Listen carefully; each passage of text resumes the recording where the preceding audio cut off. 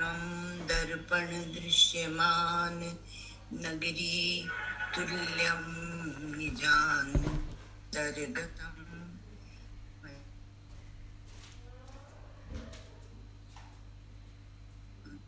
माया वैभूतं यथा निद्रयां यः साक्षात् कुरुते प्रबोध समये स्वात्मानमेवाद्वयम् तस्मै श्री गुरुमूर्तये नमः इदं श्री दक्षिणामूर्तये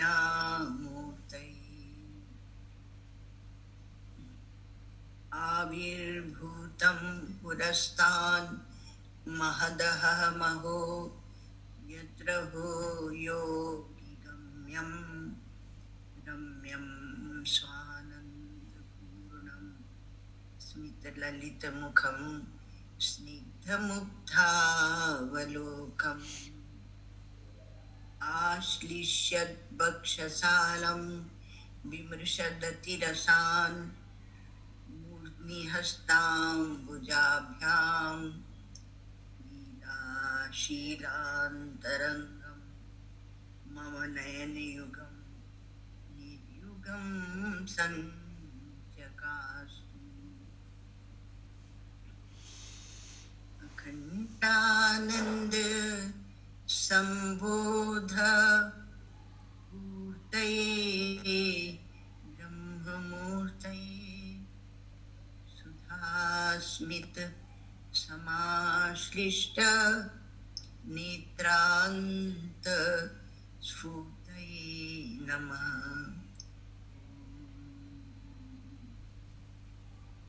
शंकरं शंकराचार्यं केशवं बादरायणं सूत्रभाष्यकृतौ वन्दे भगवन्तौ पुनः पुनः।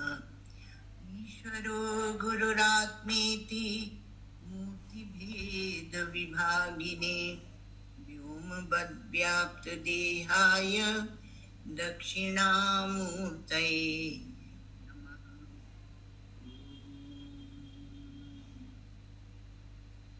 यस्य प्रसादादहमेव विष्णु मय्येव सर्वं परिकल्पितं च इत्थं विजानामि सदात्मरूपं संगीतं प्रणतोऽस्मि नित्यम्।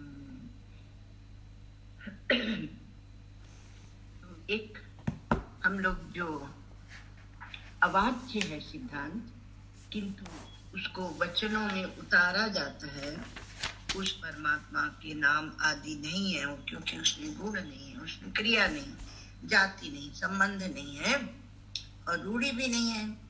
तो इसलिए वो जैसे गांव में होता है ना, एक किसी का नाम पड़ गया कन्नू, अब कन्नू कन्नू कन्नू से वो रूढ़ी हो जाएगा।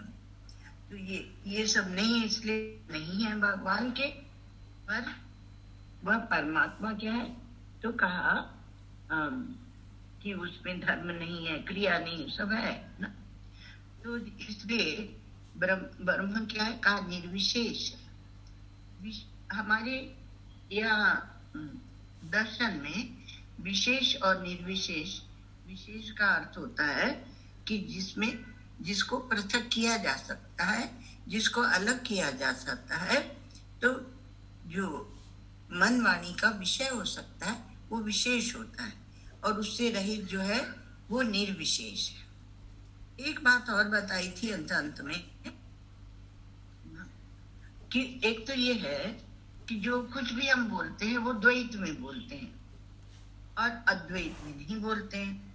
इसलिए ये विशेषणों का अर्थ करने से ऐसे लगता है कि हम श्रुति के विरुद्ध में जा रहे हैं, पर नहीं, श्रुति ही एक शैली से उनका वर्णन करती है और वो वर्णन से वो अद्वैत ही सिद्ध होता है। तो द्वैत की सिद्धि नहीं होती है, अद्वैत स्वरूप वो आपको समझ में आ जाता है, धीरे धीरे समझ में आ जाता है। तो एक और बात, और कहा मन और वाणी का विषय नहीं है। तो मन वाणी का अविषय है, माने वर्ण का मन का अविषय है। इसका अर्थ है कि उसमें फल व्याप्ति नहीं होती है। जैसे किसी भी वस्तु को हम देखते हैं, घड़े को देखते हैं, घट को देखते हैं, तो घटाकार वृत्ति बनती है। अर्थात वृत्ति जो हमारा चिदाभास है वो वृत्ति में आरूढ़ होकर और वहां जाता है। चेतन, चिदाभास कहो या चेतन कहो, चिदाभास और चीज है और वो आगे के अध्याय में आएगा, और चेतन और चीज है। तो जब वो वहां जाता है तो उसमें क्या होता है कि वो उसको व्याप्त करता है, और व्याप्त करने से वहां पर उसको उसका ज्ञान होता है। तो उसमें जब वो जाके उसको व्याप्त करता है उस विषय को, तो तदाकार वृत्ति बनती है। घट के पास गया तो वह वृत्ति जो है तो वह घटाकार बनती है। ठीक है, तो घटाकार वृत्ति जो है उसे ये कहा गया कि ये घटाकार हुई, भगवदाकार हुई, ब्रह्माकार हुई, उसी प्रकार से, है ना। और तो वो घटाकार हुई तो वो तो क्या हुआ, वृत्ति व्याप्ति। तो वृत्ति व्याप्ति, वो घटाकार होना वो वृत्ति व्याप्ति है। और जब आपके हृदय में, मन में यह उसी के साथ ही साथ तुरंत आता है व्यवहार में, तो ये कहता है कि मैंने घट को जाना, घटाकार वृत्ति हुई और मैंने घट को जाना, तो उसको क्या कहते हैं, फल व्याप्ति। तो ये फल व्याप्ति कहाँ होगी, आपके अंतरंग में, आपके मन में होगी। तो मन वाणी का अविषय है वह परमात्मा, अर्थात फल व्याप्ति का विषय नहीं है ना। मतलब इन शब्दों के द्वारा आपकी वृत्ति तदाकार होती है, पर इन शब्दों के द्वारा वृत्ति तदाकार होते हुए भी फल व्याप्ति नहीं होती है ना। तो फल व्याप्ति हो जाए तब तो आप ब्रह्म को जान जाए, पर फल व्याप्ति होती नहीं क्योंकि वह मन वाणी का विषय है। तो मन का विषय और वाणी का विषय है, उसका अर्थ है कि वह शक्ति वृत्ति का विषय नहीं है। किसी भी शब्द के द्वारा, संज्ञा शब्द के द्वारा वो शक्ति वृत्ति से वाणी जो है उसको जानती है, तो विषय नहीं होने से वह शक्ति वृत्ति का विषय नहीं होती। अविधा आदि सब वृत्ति हैं, तो इसलिए उसको है कि वह वाणी का विषय नहीं। अब आगे के अध्याय में जो हम लोग चलते हैं तो उसमें परमात्मा के स्वरूप के विषय में हमें बताया जाएगा, परिचय कराया जाएगा, तो जानेंगे हम उसको। तो उसमें क्या है, सामान्य और विशेष चैतन्य का वर्णन करते हैं। तो चैतन्य एक सामान्य होता है और एक विशेष होता है। जैसे कि मान लो आगे इसमें समझाया जाएगा, प्रारंभ में आपको थोड़ा सा बता दें। जैसे कि आपने क्या कहा, घट है, पट है, मठ है, आकाश है, वृक्ष है ना, पक्षी है, ये सबको है कहते हैं। तो है के रूप में एक सामान्य सद वहां व्याप्त, और वो सामान्य सद में ही, सामान्य जो सत है उसी सत में ही पक्षी, आकाश, घट, पट, वृक्ष इत्यादि इत्यादि वो विशेष आ जाते हैं, है ना। तो उसको कहेंगे विशेष। और जहाँ कोई विशेषता नहीं है, विशेषता का अर्थ होता है पृथक करना। तो जहाँ कोई विशेषता नहीं है तो उसको क्या कहेंगे, सामान्य। सामान्य शब्द को बड़े आनंद से वेदांत समझाता है। तो सामान्य, है ना। अब क्या है कि जो लोग ये समझते हैं कि हम वेदांत पढ़ लेंगे तो हम विशेष हो जाएंगे, तो वेदांत न पढ़ सकते न वेदांत को समझ सकते, क्योंकि वेदांत पढ़ के सामान्य हो जाता है मनुष्य। अब कहा कि हमने वेदांत पढ़ लिया तो हम केवल फलाहार ही करेंगे, अथवा तो हम केवल, उड़िया बाबा जी महाराज इसका बहुत सुंदर निषेध करते थे, है ना। और जो उड़िया बाबा जी महाराज कहेंगे वो महाराज जी तो कहेंगे, तो बड़ा उनका निषेध करते थे कि ऐसे विशेष बन के कभी नहीं रहना चाहिए साधु को, कि हम फलाहारी हैं, कि हम दुग्धाहारी हैं, कि हम बिना लवण का खाते हैं, कि हम एक बार खाते हैं, कि हम 2 दिन में एक बार खाते हैं। ये सब नहीं, जो मिल जाए वो खा लो, ऐसे कहते थे। तो इसमें क्या है कि सामान्य रहना है, विशेष नहीं रहना। विशेष होते ही आप परिचिन हो जाएंगे, आप व्यक्ति हो जाएंगे, आप व्यक्तित्व में बन जाएंगे। आपको देश आपको काटेगा और काल आपको टक्कर मारेगा, और वस्तु सब आपकी प्रतियोगिनी हो जाएंगी। तो ये सब खड़े हो जाते हैं। अब जैसे विशेष बनते हैं तो देश काल वस्तु व्यक्ति सब खड़े हो जाते हैं और आपके प्रतिस्पर्धी हो जाते हैं, प्रतियोगी हो जाते हैं। तो ये प्रतियोगी इसे पृथक जो है, जिसमें कोई प्रतियोगी नहीं है, वो सामान्य चेतन है। जैसे कि मान लो दृष्टांत में हम लोग रस्सी को लेते हैं, तो रस्सी क्या है? सामान्य है। और विशेष क्या है? उसी में कोई फूलमाला देखता है, कोई सांप देखता है, कोई उसमें डंडा देखता है, और कोई उसको भूछिद्र देखता है। तो ये विशेष जो है वो गड़बड़ कर देते हैं। तो अब यहाँ पर परमात्मा के स्वरूप का वर्णन होगा, अर्थात सामान्य और विशेष चैतन्य का वर्णन होगा, है ना। तो जो विशेष चैतन्य होता है वो भ्रांति स्वरूप होता है और कल्पित होता है ना। तो और जो सामान्य होता है, जो सामान्य चेतन होता है, वह कल्पित नहीं होता, वह अधिष्ठान होता है। तो इस प्रकार से जैसे कि रवि है, सूर्य है, तो उसका प्रतिबिंब पड़ता है जल आदि में।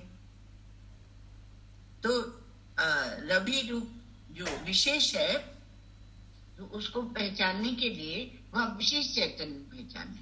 तो मति में प्रतिबिंब जो पड़ता है परमात्मा का, वह कल्पित विशेष है ना। तो एक विशेष होता है, कल्पित विशेष भी, वो धीरे धीरे हम लोग समझेंगे ना। ये सब शब्द हम लोग इस अध्याय में समझेंगे, है ना। तो सामान्य चेतन और विशेष चेतन, यह चैतन्य, सामान्य चैतन्य या विशेष चैतन्य। तो कहा कि ये किसको कहते हैं? तो गुरु जी ने कहा कि अंतःकरण आप देख चुके, मन बुद्धि चित्त अहंकार। तो अंतःकरण और अंतःकरण की जो वृत्ति अर्थात जो ज्ञान कराती है, तदाकार होकर और ज्ञान कराती है। आप घट को देखते हैं, घटाकार वृत्ति होती है। आप आकाश को देखते हैं, आकाशाकार वृत्ति होती है। और सुख दुख आदि जो है वो ये वृत्ति नहीं है ना। तो अंतःकरण और अंतःकरण की वृत्ति में जो सामान्य चैतन्य और जो ब्रह्म है, परमात्मा है, उसका प्रतिबिंब पड़ता है। सब जगह तो प्रतिबिंब नहीं पड़ता, है ना। जैसे सूर्य का प्रतिबिंब सब जगह नहीं पड़ता, किंतु किस में पड़ता है? कहा कि दर्पण में पड़ता है, जल में पड़ता है, तो ऐसे कहीं कहीं पड़ता है। तो ये चैतन्य जो परमात्मा है, सामान्य चैतन्य जो परमात्मा है, उसका प्रतिबिंब जब अंतःकरण में पड़ता है, तो अंतःकरण में उसके अंतःकरण की जो वृत्ति है उसमें सामान्य चैतन्य है, और ब्रह्म, वो सामान्य चैतन्य जो ब्रह्म है, उसका जो प्रतिबिंब पड़ता है, उसका जो प्रतिबिंब पड़ता है, तो उसको क्या कहते हैं? उसे कहते हैं चिदाभास। चित माने चेतन, और चित्त या चेतन का आभास, है ना। तो जो ये चिदाभास जो अंतःकरण में प्रतिबिंबित हुआ, चित्त प्रतिबिंब, ये विशेष चैतन्य है, यह सामान्य चैतन्य नहीं। तो सामान्य चैतन्य का प्रतिबिंब हुआ तो विशेष चैतन्य हुआ, तो उसको क्या कहेंगे? चिदाभास। तो चिदाभास रूपी जो विशेष चैतन्य है, उसके उसमें आगे और बताया जाएगा आपको, तो वह कल्पित विशेष उसको बोलते हैं। मतलब उसमें जाके उसको समावेश कर दिया जाएगा चिदाभास का। तो चिदाभास किसे कहते हैं, प्रश्न पूछा गया।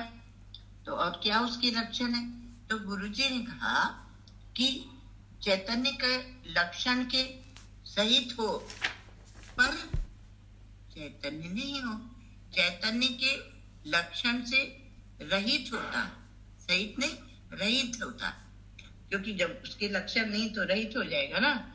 हम मान लेते हैं कि इसमें ये चेतन है, तो धीरे धीरे समझना, क्योंकि आपको अपनी खुद की खोज करनी है, ये आप अनुसंधान कर रहे हैं।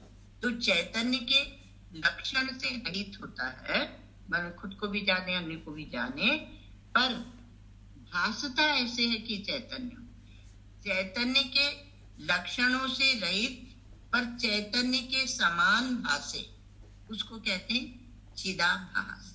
आभास आ गया ना, मतलब आभासित ऐसे होता है कि जैसे चेतन, पर चेतन वह मतलब शुद्ध चेतन वह नहीं है।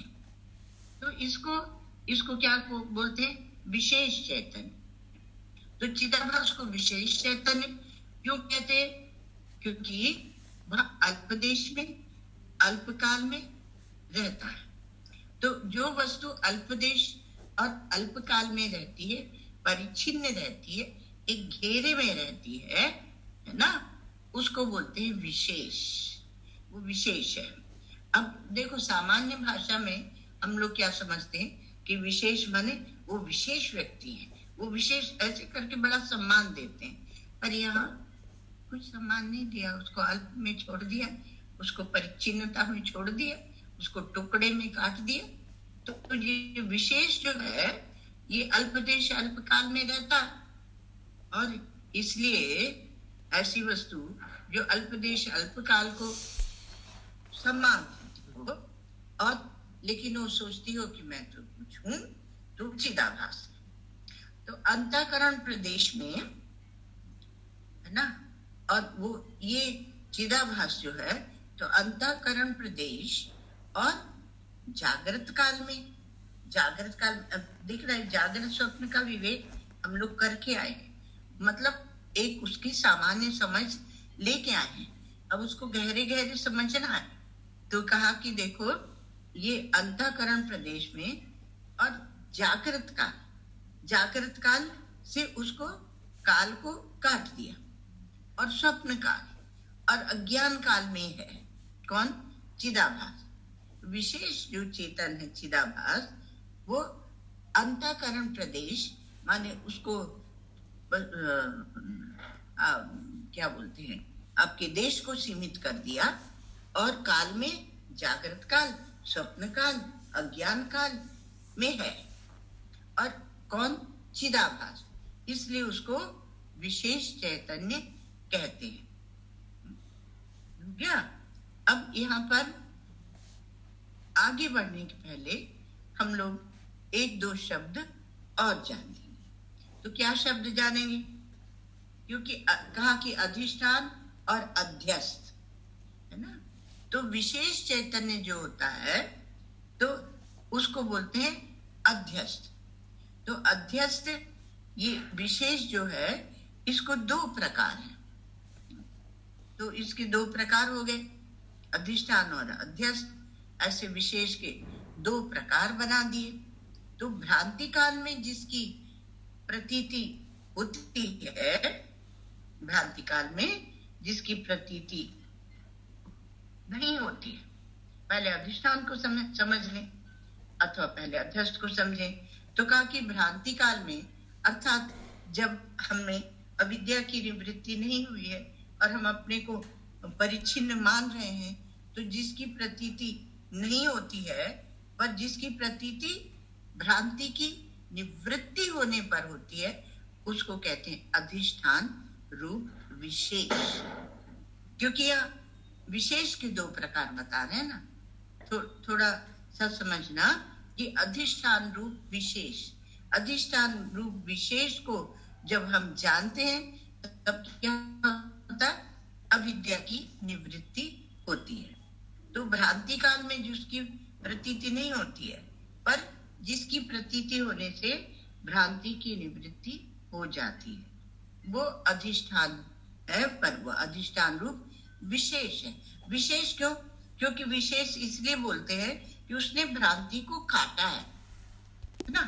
तो काटने की आपस में समसत्ता जिनकी, लकी साधक बाधकता जिनकी, तो काटने का काम उसने किया है, इसलिए वो विशेष है। तो भ्रांति काल में जिसकी प्रतीति होती है और अधिष्ठान के ज्ञान के काल में जिसकी प्रतीति नहीं होती है, अब उससे उलट गया ना, उसको बोलते हैं अध्यस्त। अध्यस्त रूप विशेष, वो अध्यस्त रूप विशेष है, उसे ऐसे कहते हैं। और उसी को कल्पित विशेष भी कहते हैं। तो इस प्रकार से समझने के लिए वेदांत कितनी युक्ति से आपको समझाते हैं। तो कहा अधिष्ठान और अध्यस्त। अधिष्ठान क्या होता है ना, जो ज्यादा समय तक रहता है और जिसका ज्यादा स्थान है ना, लेकिन उसका नाश नहीं होता है, वो परिच्छिन्न नहीं होता है, लेकिन उसके ऊपर हम और कुछ थोप लेते हैं। जो थोपते हैं उसको बोलते हैं अध्यस्त। जैसे रस्सी पर आपने भ्रांति के कारण सांप को थोप लिया, उसी प्रकार से नेत्र की दुर्बलता, दुर्बलता तो नहीं कहेंगे, पर उसकी उतनी शक्ति नहीं होने के कारण कि वह पूरे आकाश को देख सके, तो वह आकाश को नीला देखने लगता है ना। तो उसको क्या बोलते हैं? भ्रांति। तो भ्रांति के कारण वो आकाश को नीला देखने लगता है। तो नीले का क्या है? वो भ्रांति है। तो भ्रांति काल में प्रतीति होती है, पर जब अधिष्ठान को आपको ज्ञान हो जाए कि अधिष्ठान आकाश में कोई नीलिमा नहीं है, तो प्रतीति नहीं होगी। पर ऐसा नहीं है। अब यहाँ पर क्या है? सोपाधिक भ्रांति, निरुपाधिक। अब जब तक आपकी उपाधि है तब तक आकाश नीला दिखेगा, वो आगे आएगा। दूसरी बात, तो वो दृष्टांत गड़बड़ा गया। तो कि अधिष्ठान और अध्यस्त ये दोनों में विशेष होता है। तो जो अधिष्ठान का ज्ञान भ्रांति को निवृत्त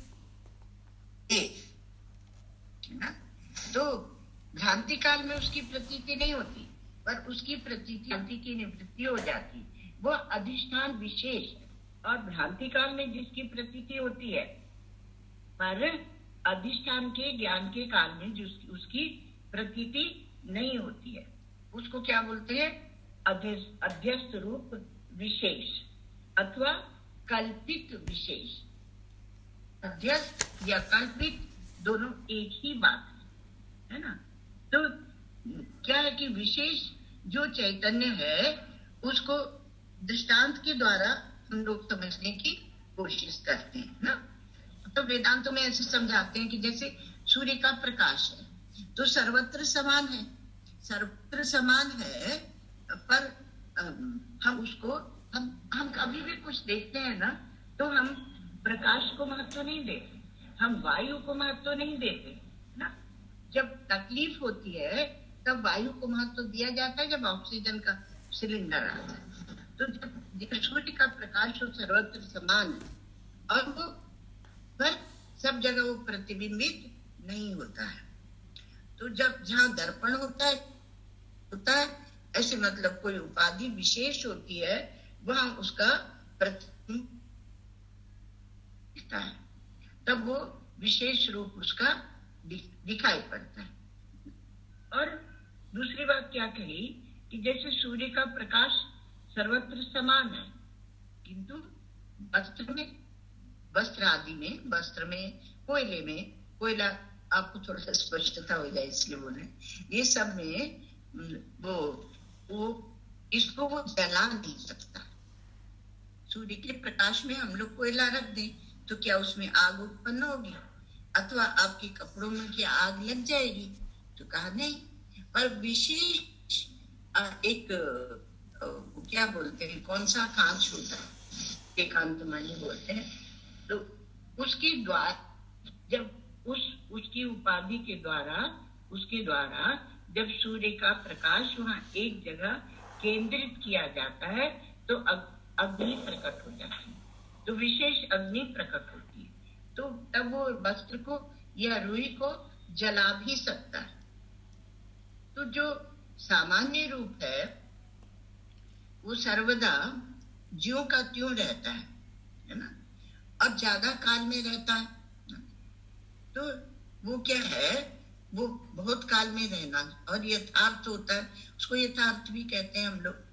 पर उपाधि के द्वारा जब दिखता है तब वो विशेष रूप हो जाता है। तो व्यभिचारी होने से अल्प काल में रहता है। तो इसको उपाधि के द्वारा जब कोई वस्तु भासती है तो वो विशेष हो जाती है, और व्यभिचारी होने से वो अल्पकाल वाली हो जाती है, अर्थात वो स्थायी नहीं होती, और इसलिए उसको अयथार्थ भी कहते हैं, अयथार्थ भी कहते हैं। हमारे शास्त्रों में, गीता हो, उपनिषद में भी सब वर्णन उसका चलता है कि वो अशरीरम शरीरेषु अनवस्थेषु अवस्थितम, ऐसे करके। तो सामान्य चैतन्य और विशेष चैतन्य, तो जो सामान्य चैतन्य है वो क्या है, अस्ति, भाति और प्रिय रूप है और सर्वत्र समान है। आपको लगता होगा कि सर्वत्र समान है, तो क्या वो पत्थर में भी है? एक पत्थर की शिला पड़ी है ना, तो आप वो पत्थर की शिला को धक्का मारते हैं तो हटती नहीं है। क्यों? क्योंकि वो आपके लिए भारी है, इसलिए नहीं, वो अपने स्वरूप में मस्त है। वो अपने सच्चिदानंद स्वरूप में वो है जो का त्यों, इसलिए उसको पसंद नहीं है। तो इसलिए अस्थि भाति प्रिय जो है वो सामान्य चैतन्य है और सर्वत्र समान है, और उसमें बोलना, चालना, हंसना, व्यवहार करना, बातचीत करना, वो व्यवहार नहीं होता है। और जहाँ फिर अंतःकरण की उपाधि आ जाती है, हम लोग किसको महत्व देते हैं? अंतःकरण की उपाधि को, और उसी से सोचते हैं कि ये चेतन है और ये अचेतन है। तो अंतःकरण की उपाधि आती है जब, तो उसमें चिदाभास का प्रतिबिंब पड़ता है, मतलब चेतन का जो आभास पड़ता है उसे कहते हैं चिदाभास। तो चिदाभास रूप होने से वहां विशेष चैतन्य हो जाता है, और विशेष चैतन्य होने से वो बोलता है, हंसता है, बातचीत करता है, चलता है, उसमें कर्तापना आ जाता है, उसमें भोक्तापना आ जाता है, वो लोक परलोक में जाता आता है और गमनागमन करता है, और इस प्रकार का वो विशेष व्यवहार करने लगता है, तो विशेष व्यवहार चल पड़ता है। तो सामान्य चैतन्य जो ब्रह्म है वो सत्य है, और उपाधि से भासने वाला जो विशेष चैतन्य चिदाभास है वह मिथ्या है। मिथ्या है, मिथ्या है मतलब कभी रहता है, कभी नहीं रहता, कभी दिखता है, कभी नहीं दिखता, है ना। और प्रायः तो क्या होता है कि अंतःकरण पूरा का पूरा सो गया, अब सोने के बाद जब वो जागता है तो दूसरा अंतःकरण है, लेकिन हम उसी को भ्रांति के कारण हम सोचते हैं वही अंतःकरण है, वही हम है, तो उसी के कर्ता, भोक्ता, पाप, पुण्य, सुख, दुख का हिसाब हम करते रहते हैं, और सत्य को हम जान नहीं पाते, है ना। तो ये क्या है कि वो सामान्य चैतन्य और उपाधि के द्वारा भाषित चिदाभास के द्वारा वो मिथ्या है। तो पुण्य पाप उनका कर्तापना, सुख दुख उनका भोक्तापना, और परलोक लोक में जाना आना, 3। और चौथा जन्म मृत्यु, और 5वां 84 लाख योनि बदल जाएगी।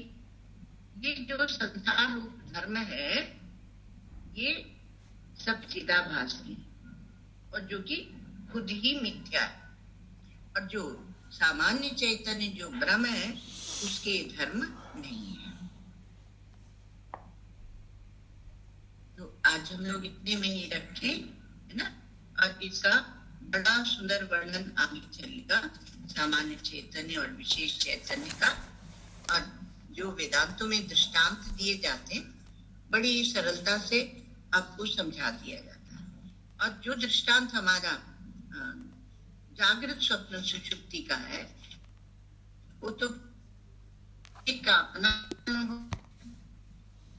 तो सामान्य चैतन्य और सामान्य अंश और विशेष अंश चेतन का इसकी चर्चा और हम लोग ओम सर्वे भवन्तु सुखिनः, सर्वे सन्तु निरामयाः, सर्वे भद्राणि पश्यन्तु, मा कश्चित् दुःखभाग् भवेत्, असतो मा सद्गमय, तमसो मा ज्योतिर्गमय, मृत्योर्मामृतं गमय। पूर्णात् पूर्णमुदच्यते पूर्णस्य पूर्णमादाय पूर्णमेवावशिष्यते।